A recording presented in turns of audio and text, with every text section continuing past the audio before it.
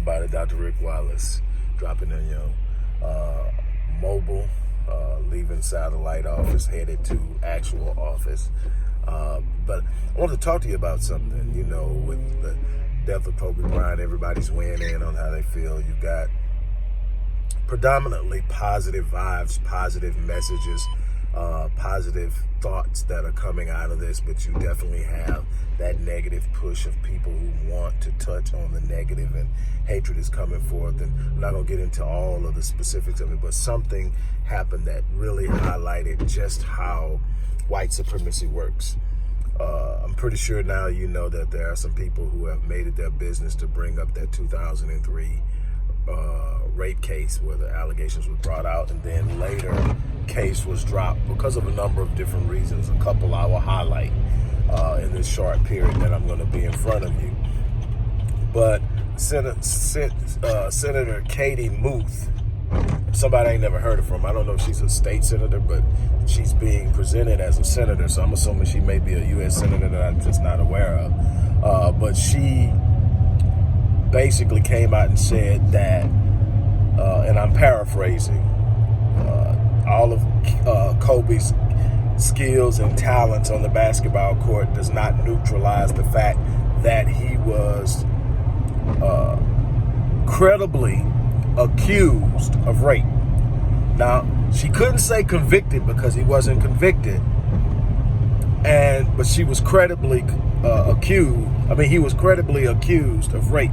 I'm assuming that that term is a white supremacist term that basically says, because of white privilege, if I say it's so, and it bypasses all of the legal requirements of classifying someone as with a specific criminal label.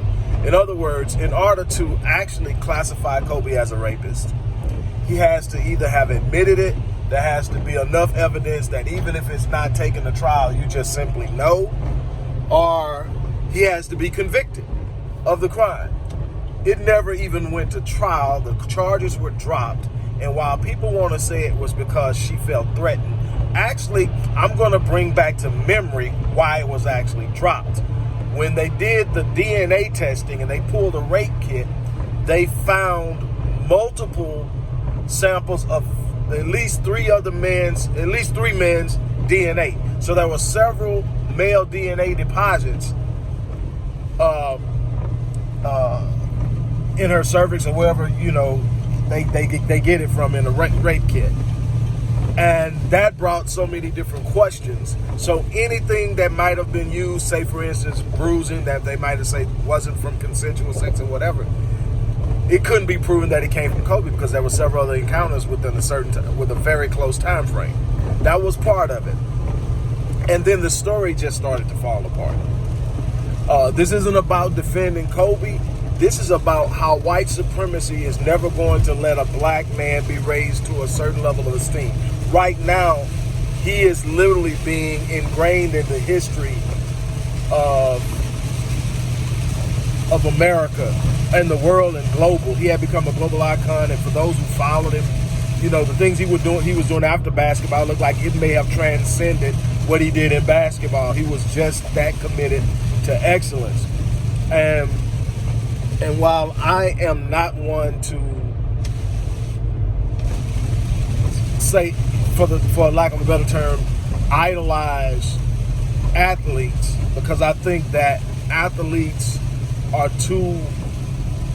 in situations where they're worshipped a lot, and they are often presented as the only avenue for young black kids to get out of the ghetto. And there's so much more out there.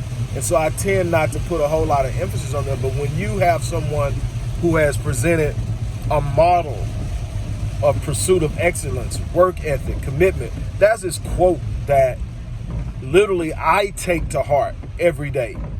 He was asked one time, he says, basically, why is he so good? He says, because I'm committed to outworking my potential. And I talk about this in so many different ways, but that is a mindset. I'm not going to leave anything on the table. You guys have heard me say before that I live my life on full every day so that when I leave this place, I don't eat. That's basically what he's saying when he sits up and says that I'm going to outwork my potential. In other words, I'm not leaving anything on the table. I can get that. But here we come with this senator and talking about credibly accused. So in other words, what she's saying is we don't have to find you guilty. We just have to say you did it and then you've done it. And we're never going to let the world forget it. We're never going to let the world elevate you. We're never going to let you, even if a person did something, we're never going to let you go. We're looking at Mike Vick. Mike Vick did what he did damn near 10 years ago. It might have been 10 years by now. He did what he did over 10 years ago. And they tried to get him kicked off of being whatever it is for one of the Pro Bowl teams. And, they're calling back, and this is 10 years old. This guy went and did his time in prison, came home, donated money to the cause, went on a speaking tour to talk about it, everything he could to redeem himself, and they still won't forget it. Now, here's the thing.